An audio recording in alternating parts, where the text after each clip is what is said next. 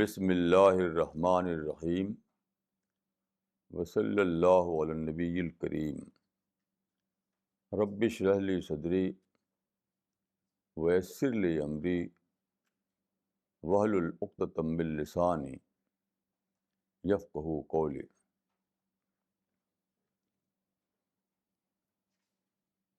The theme for this morning is the importance of modesty in Islam. According to my study and my experience, modesty is the most important quality of a human being. This is the law of nature. And as Islam is a religion of nature, so modesty has a very special place in Islamic teachings. I can say that without modesty, there is no Islam. Without modesty, there is no Islam. But it is a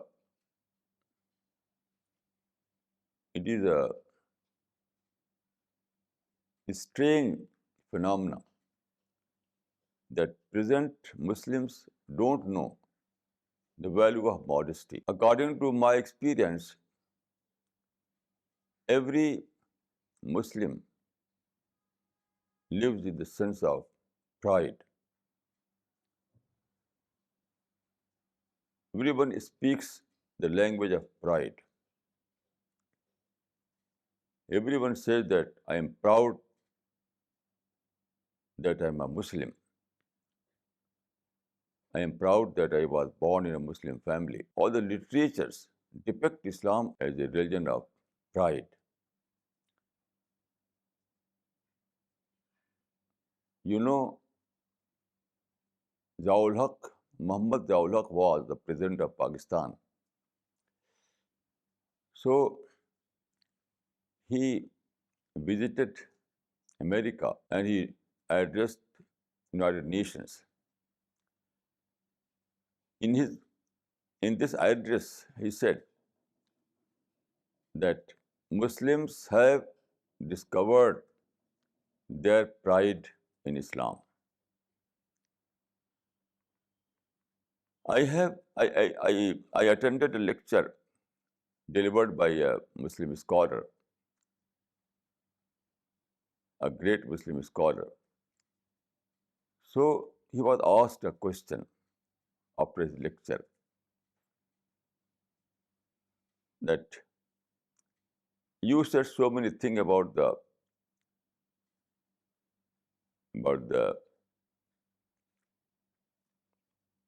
pride content, about the pride content of Islam. Now those Muslims who are living as a minority in different countries.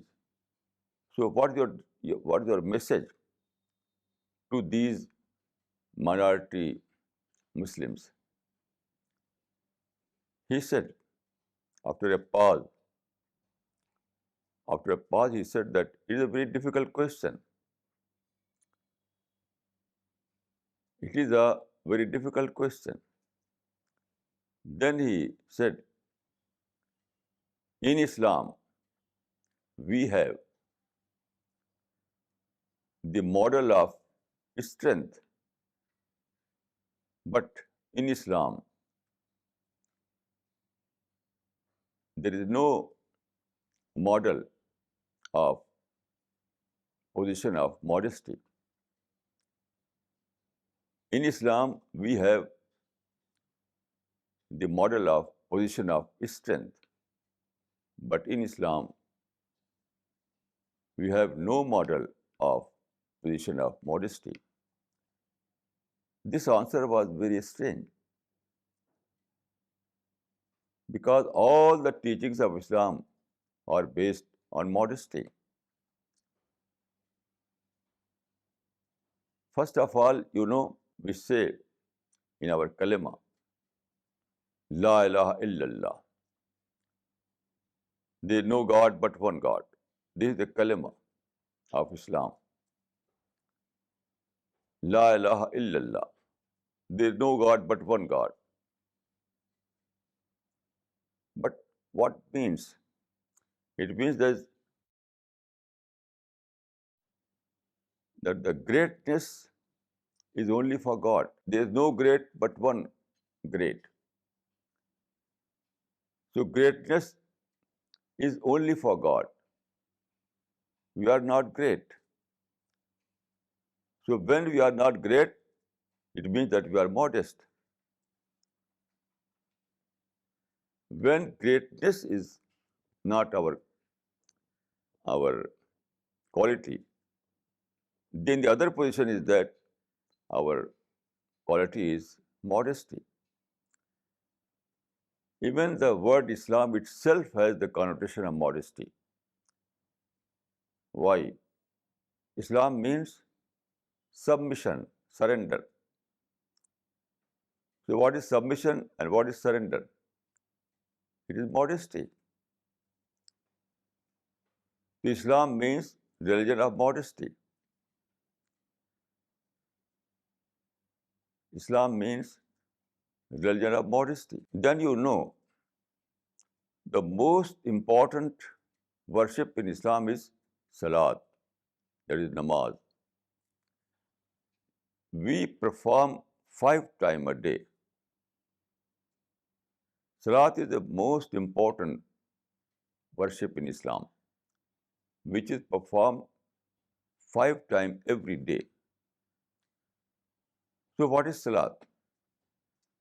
If you visit a mosque and see the scene of congregational prayer, in every mosque, Muslims organize congregational prayer.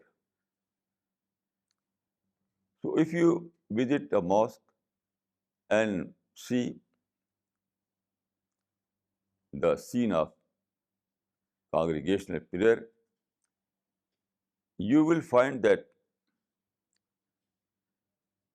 one imam is leading the salat, and except one, all are standing behind imam in row.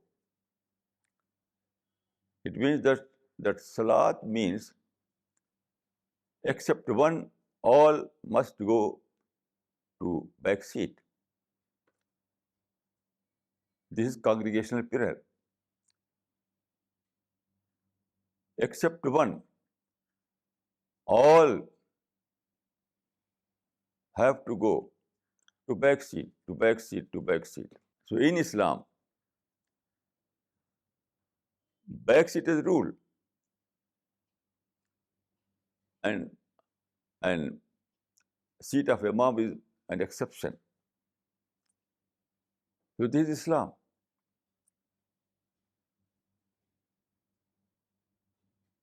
There is no exaggeration to say that Islam is the religion of modesty.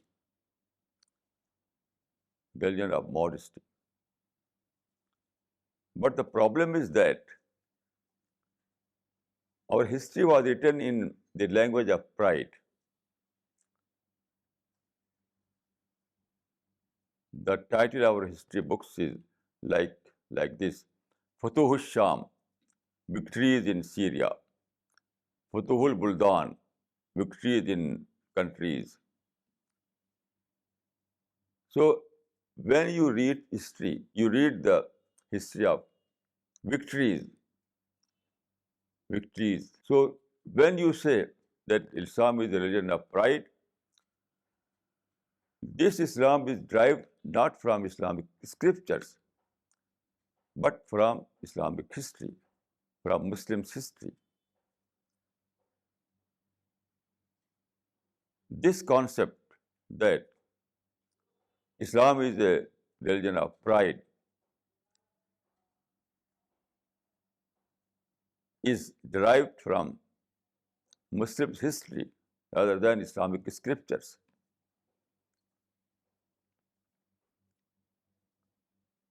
So this is the tragedy that for present Muslims, the source is their history rather than the Islamic scriptures. So according to my study, I have derived my Islamic concept from its scriptures, not from its history. I have derived my concept of Islam from its scriptures, that is Al-Quran, that is Hadith literature, that is the life of the Prophet of Islam, that is the examples of the companions of the Prophet. This is the original source of Islam.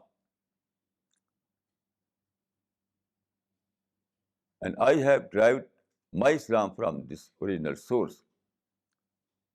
So I found that Islam is religion of modesty. Islam is religion of patience. Islam is religion of peace. Islam is religion of tolerance.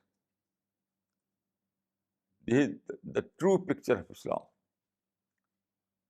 This is the true picture of Islam. Then this picture is quite in accordance with the nature. Nature is world of modesty. In the vast space, there are numerous bodies. All the bodies are moving according to a distinct path. They never go out of their orbit. All the planets, all the stars, including our Earth, are completely moving under control. So this is the modesty. You cannot find anywhere in the world pride and arrogance. The whole space, the whole universe is a scene of, presents a scene of modesty.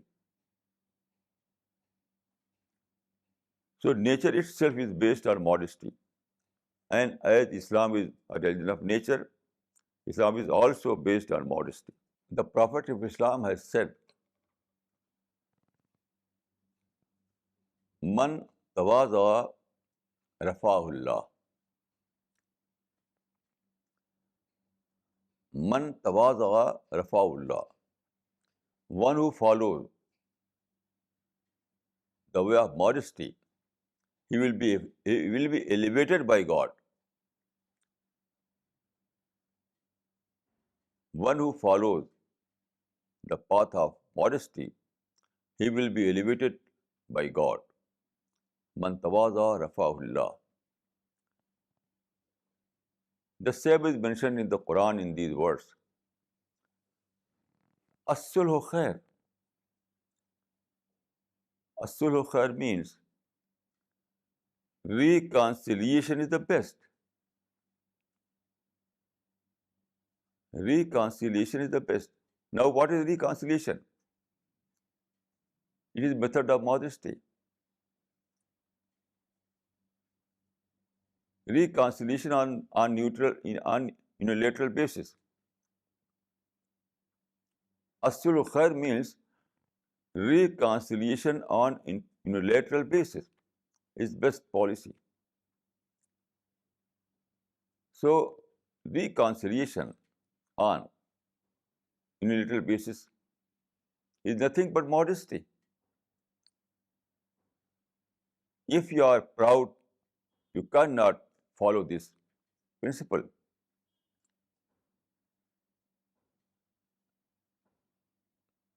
If you are proud, you cannot follow this path of reconciliation on unilateral basis. It requires modesty.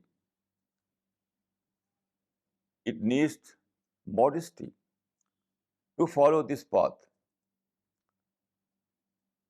So Quran says as-sulhu khair. Reconciliation on unilateral basis is the best policy. And who are those who will follow this policy? Only modest people.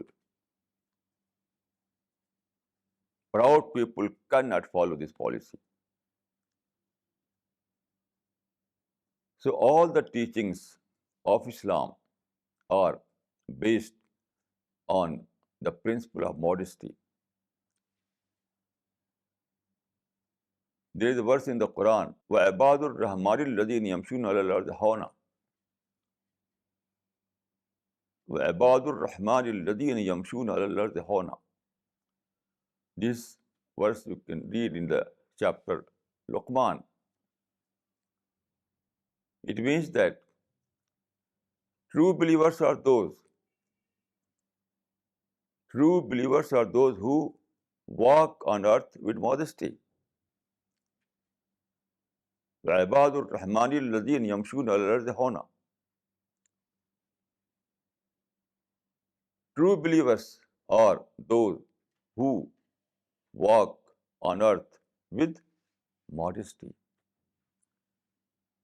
This is the true picture of Islam. This is a true picture of Mu'min. This is a true picture of Muslim.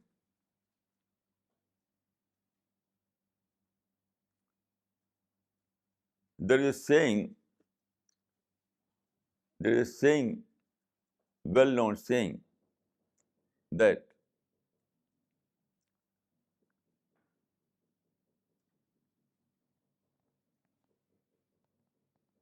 there are always room at the top. There is always room at the top. It is a well-known saying that there is always room at the top. But I would like to say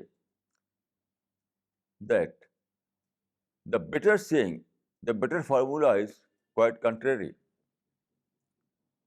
That is, there is always room at the back seat.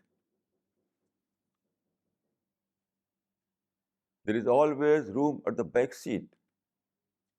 It's a better formula. Why? Occupy the top seat requires topper. If you are topper, then you can occupy the top seat. Otherwise, no. There is always room at the top means if you are a topper, then you will easily find a seat on the top. So this formula is useful for those people who are toppers, and they are very few. But my formula is useful for everyone. There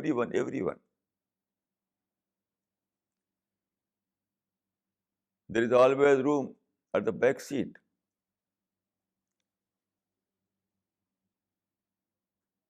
Why? Back seat means going to the opportunities. Top seaters are achievers. Those who are top seaters, they are achievers. But those who take back seat, they will find abundance of opportunities. So going to back seat means going to opportunity.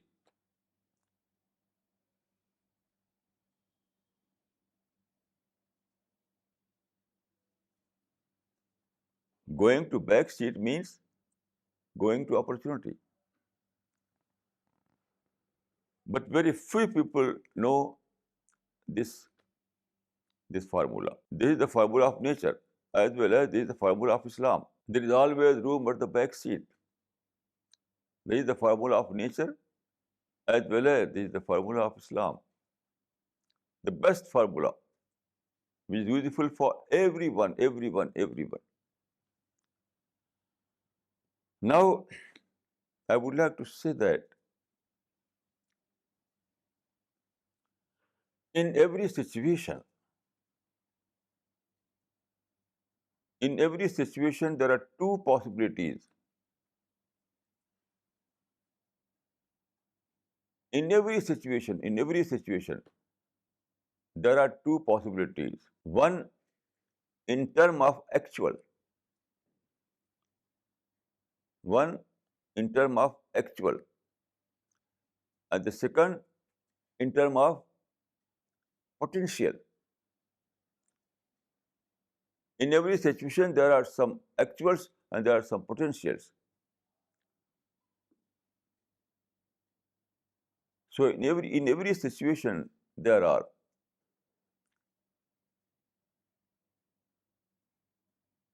two kind of possibilities. One in term of actual, the second in term of potential.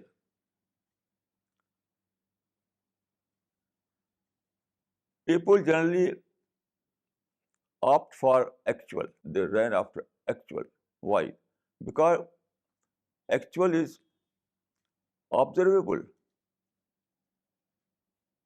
Everyone can see the actuals. But potential is hidden. Potential is unseen word. Potential pertains in unseen world. So it requires great wisdom to see the hidden potentials. Everyone can see the actuals. Everyone can see the actuals because it is observable. But few people can see the actual because it is in the world unseen. It is hidden at that time. Before availing, every potential is unseen. So it requires a great wisdom to see the potential. So here is a very important point. It requires modesty to see the potential. Those who are deprived of modesty, they cannot see the potentials. Without modesty, you cannot go to back seats, and it requires to go back seat. If you want to understand the potentials, if you want to avail the potentials, you have to go to back seat. So it requires modesty. The best example of this principle you can see in the event of Hudaybiyah. Hudaybiyah agreement was finalized during the lifetime of the Prophet. So what was Hudaybiyah agreement? Hudaybiyah agreement was going to backseat because Prophet wanted to go to Mecca to perform Umrah. Prophet with 1400 companions. The Prophet of Islam accompanying 1400 Muslims wanted to go to Mecca to perform Umrah. But when he reached to Hudaybiyah, a place near to Mecca, he was warned by the Meccan people, you cannot enter in Mecca, otherwise we will kill you. We, Quraysh, were leader of Mecca. Quraysh were ruler of Makkah at that time. And Quraysh were idol worshippers. Quraysh was a tribe. So they gave ultimatum that we are not going to allow you to enter Makkah. You have to return to Medina. Then after 15 days of negotiation, there was a settlement. Prophet was agreed to go to return to Medina, and in the agreement, an article was included that there will be no war up to 10 years between Muslims and Quraysh. So Prophet of Islam returned from Masjid Hudaybiyah to Medina, instead going to Makkah. It was returned to back seat. It was to return to back seat because he and Muslims wanted to go to Makkah, but they decided to return to Medina from Hudaybiyah. It was like returning to back seat, but the result was miraculous. After 2 years, the number of Muslims increased to such an extent that they became 10,000. At that time, they were 1,400. But after 2 years, they became 10,000. So Islam became a dominant group in Arabia, a dominant group. So this was the miracle of retreat. The miracle of retreat. Prophet of Islam opted retreat. He returned from Hudaybiyah to Medina. That was clearly a case of going to backseat. But the result was miraculous. He was able to march to Mecca only after 2 years. He was able to march to Mecca, a victorious march. He was able to organize a victorious march from Medina to Mecca.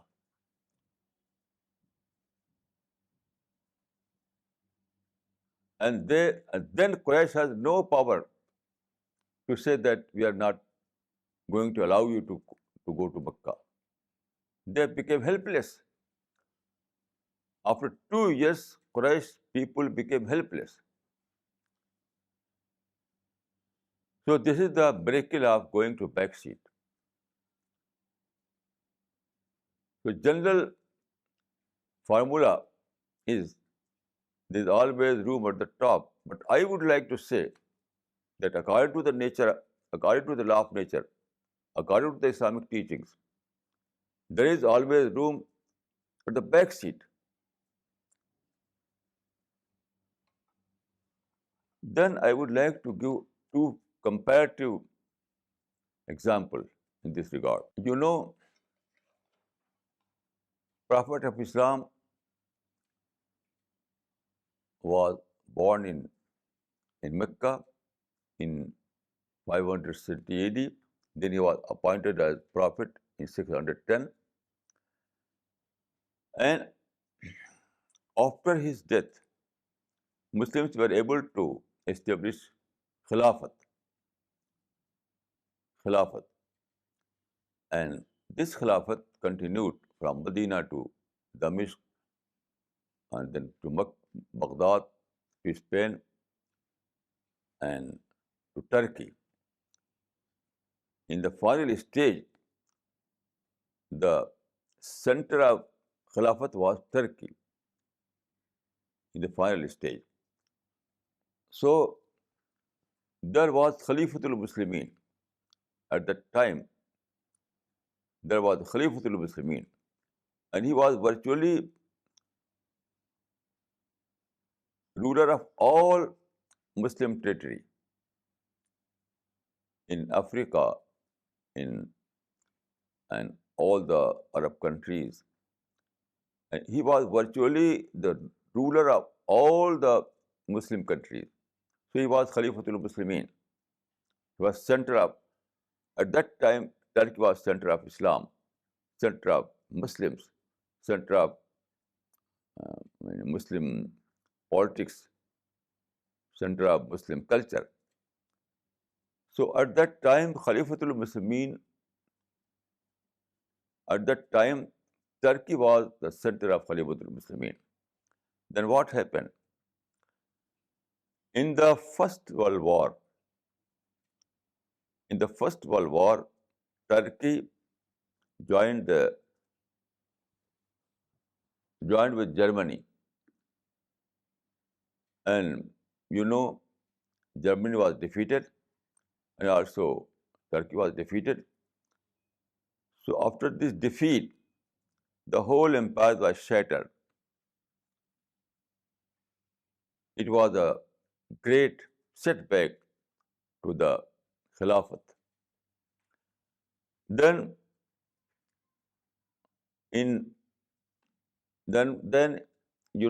there was national movement in every country throughout the world. People wanted to establish national governments. In India also, and also in all the Arab countries. So national movements were great menace to the Khilafat, because Khilafat was like an Islamic empire, like an Islamic empire. But now people wanted to establish national governments in every country. So this was the second problem.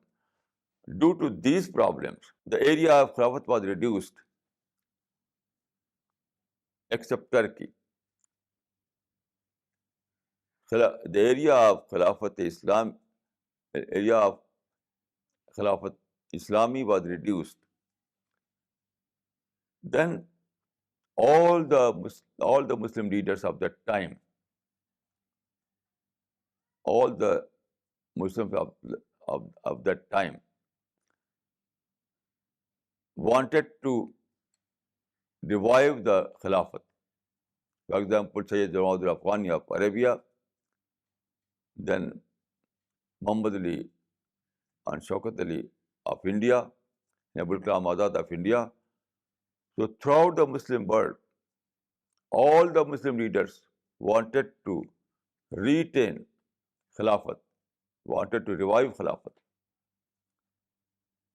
But it was impossible. So in 1924, there was Kemal Ataturk, ruler of Turkey. Kemal Ataturk was ruler of Turkey at that time. So he abolished the institution of Khilafat in 1924. So a history was abolished. There was history of 1,000 years.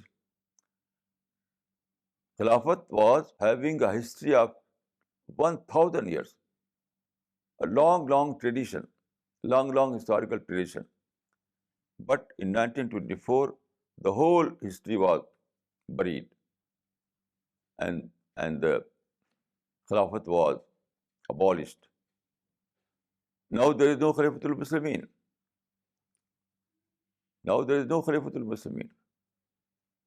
Muslims of the present world are living without Khalifatul Muslimin. But you have to compare the Christendom. The institution of Pope is alive. Institution of Khalifatul Muslimin is dead. But institution of Pope is alive. Why? Khalifatul Muslimin was like a Pope of the Muslim world. And Pope was like Khalifatul Muslimin in the Christian world. So why it happened that Khalifatul Muslimin, the institution of Khalifatul Muslimin was abolished in 1924, but the institution of Pope is still alive. Why? Because Christian people took the back seat. Muslims wanted to retain that seat at the top, but Christian people, after retreat, they took back seat. So they are able, they were able to retain the title of Pope successfully. You know what happened? In the Middle Ages, during the Middle Ages, Pope was virtually ruler of the whole Europe, whole Christian Europe. During the Middle Ages, Pope was Pope was ruler of the whole Europe. Then during Renaissance, there was revolt. During Renaissance, there was revolt against Christian church. So there was a fighting between church and secular Christians. It's a long story. After all, there was two options before Christian people. Either to abolish the Pope, abolish the institution of Pope like Khalifatul Muslimin. In the first quarter of 20th century, there were two options before Christians. Either abolish the institution of Pope, just like Khalifatul Muslimin. The other option was to take a back seat. So they took a back seat. How? It happened in 1929. 1929. After 5 years of the abolishing of Khalifatul Muslimin. So at that time, I have seen that palace that was called Pope Palace. Palace was living at that time in a great, great palace. I have seen that palace during my visit. This palace is situated in Rome.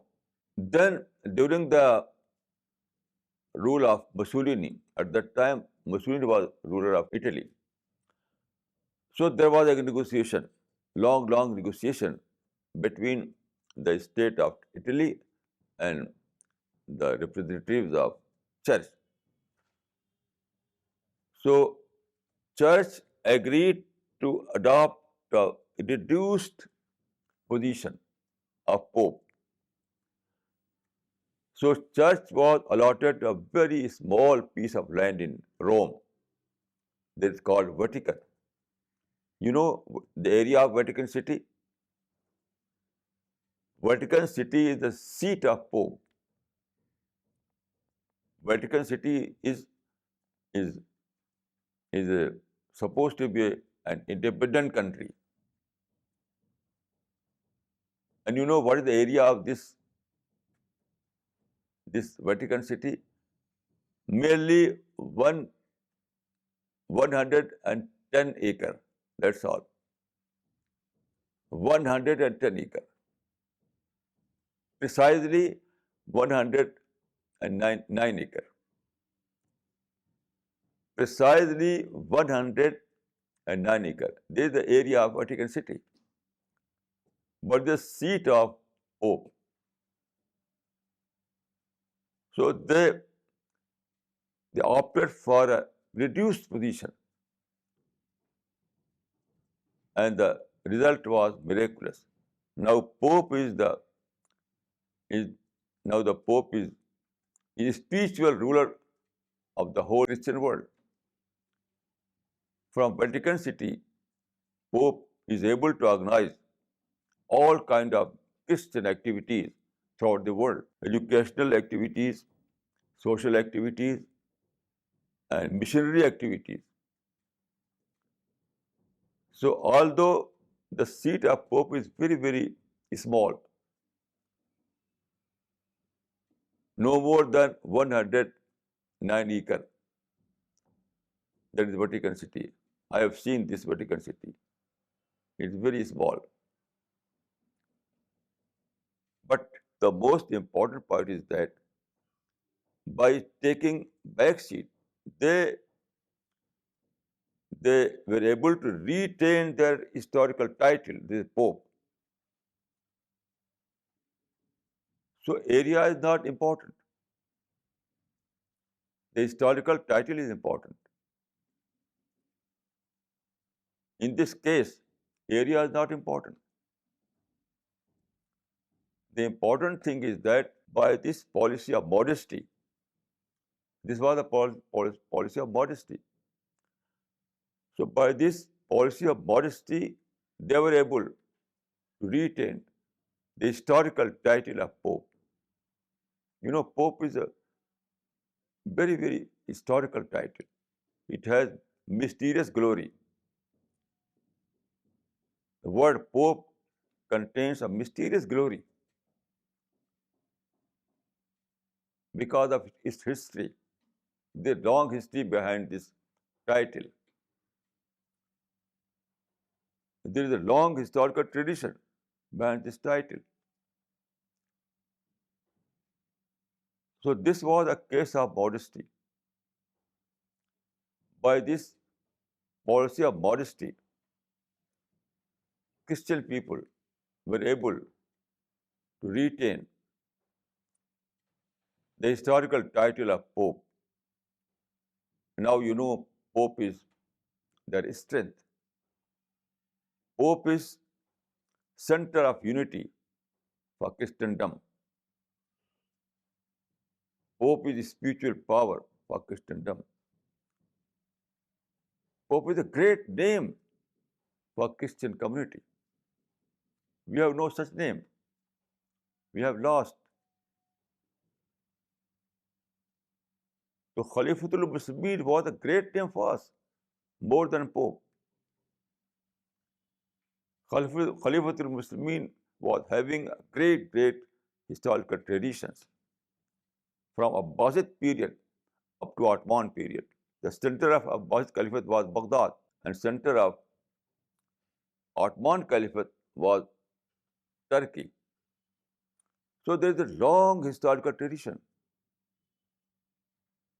Khalifatul Muslimin was a very historical title, having a great historical tradition, a mysterious glory for Muslims. But Muslims failed to retain this title. Now there is no Khalifatul Muslimin. There is a Pope for Christians, but there is no Khalifatul Muslimin for Muslims. In our present time, there is a Pope for Christians, but there is no Khalifatul Muslimin for Muslim community. And this tragedy happened only due to lack of modesty.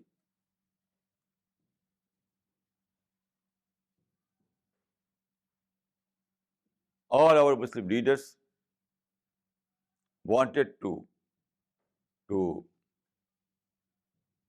retain the top. They wanted to jump to the top, and they failed.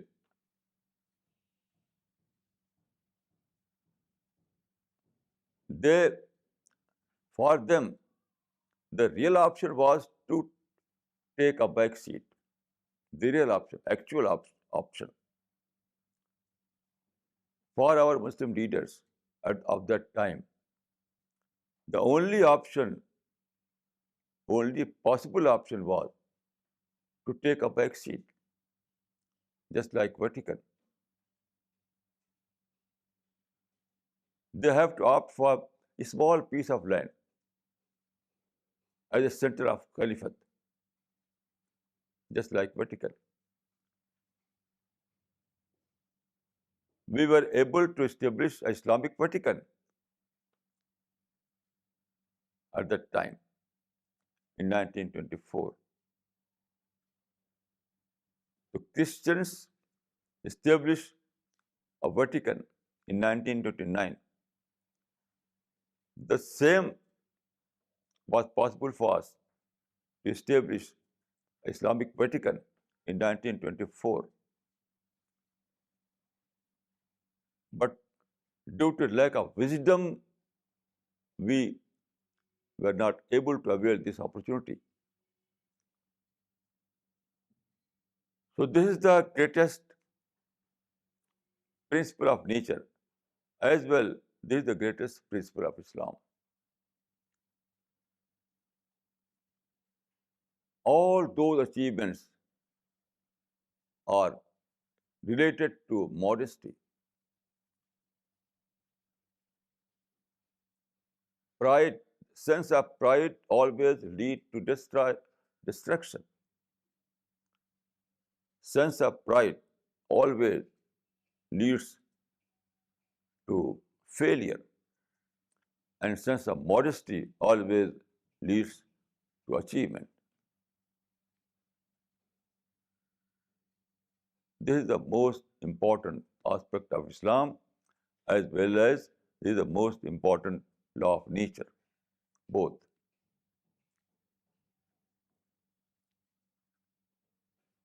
When we say Allahu Akbar, in every salat, in every namaz, we say Allahu Akbar.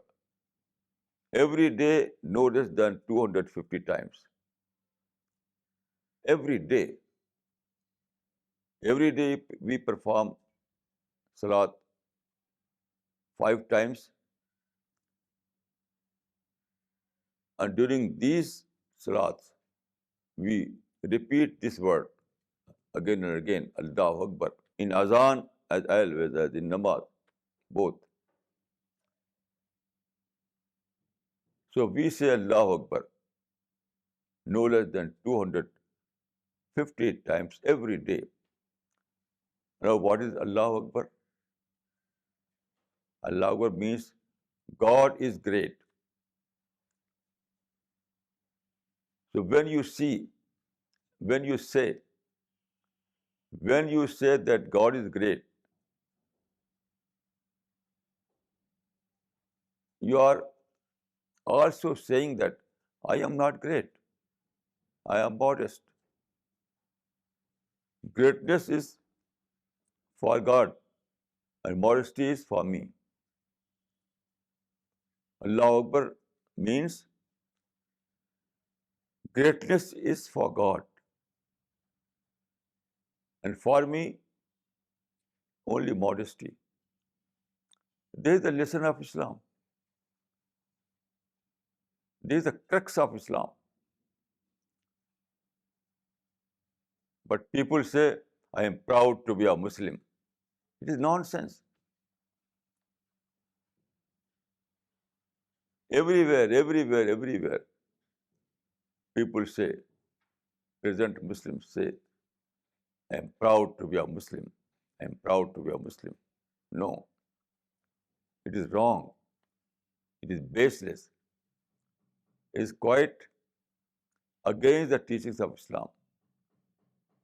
It is against the law of nature. So we have to discover this principle of nature, this principle of Islam, that modesty is the greatest value in Islam. Modesty is the most important value in Islam. Man tawaza rafa'ahullah. One who adopts modesty, he will be successful. So modesty is the way of success. Modesty is the way to success. Man tawaza rafa'ullah. It means that modesty is the way to success. Quran says, قَدْ أَفْلَحَ الْمُؤْمِنُونَ الَّذِينَ هُمْ فِي صَلَاتِهِمْ خَاشِعُونَ. Falah means success. So success is for those who have the quality of khushu. Khushu means modesty. Khushu means modesty. Submission, modesty. Falah means success.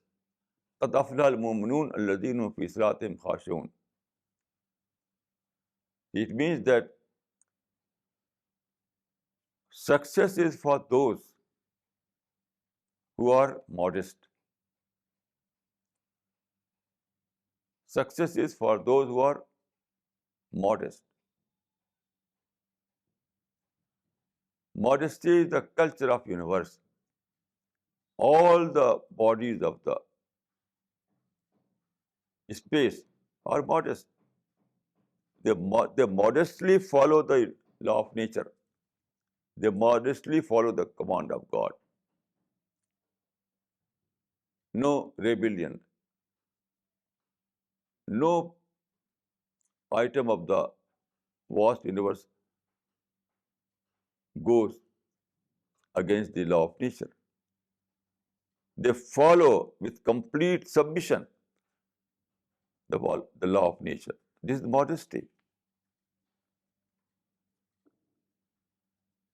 There is a verse in the Quran that all things in the universe are in sajda.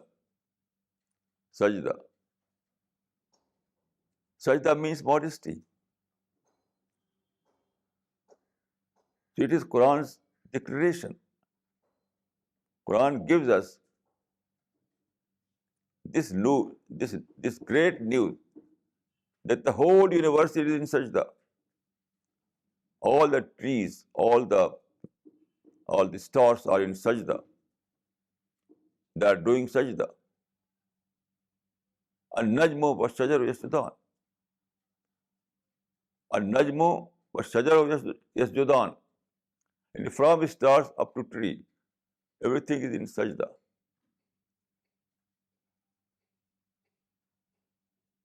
Najm means stars. Shajar means tree. So an-najmu wa-shajaru yasjudan. It means that from stars up to the trees, everything is in sajda. And sajda means modesty, submission. So submission or modesty is the culture of the universe. And this is the most important teaching of Islam. Modesty is the only way to success. Without modesty, there is no success in this world.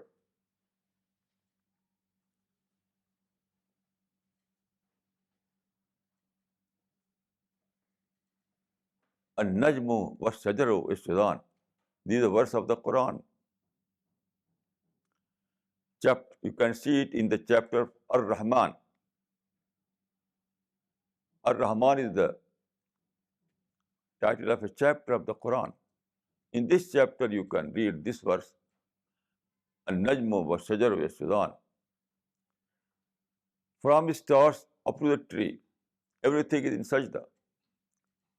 Sajda means submission, modesty. So modesty and submission is the culture of the universe. And this is the culture of Islam. This is the culture of Muslims. And this is the way to success.